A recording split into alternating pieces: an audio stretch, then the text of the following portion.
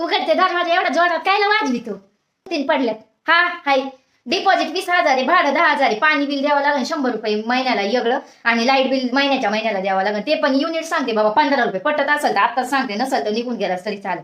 हा आणि पुढचं फिंदरी बिंदरी घेऊन काही राहायचे नाही बाबा. काय ते गर्लफ्रेंड बिलफ्रेंड आपल्याला काही जमत नाही ते. आणि दुसरी गोष्ट बहिणीच्या नावाखाली तुम्ही गोड ना पुरी घेऊन येतात, ते काय आपल्याला खपणार नाही. खाल्लं पिलेलं तर आपल्याला बिलकुल जमणार नाही. ते सिगरेट दारू काय मटन बिर्याणी बिर्याणी ते तसलं काय आपल्याला चालत नाही बाबा. ये बघ आम्ही ना मालकरी माणसं आहे. हा ते तसलं काही चालणार नाही आपल्याला. बरं जाऊ दे. बॅचलर राहणार आहेस का काय फॅमिली?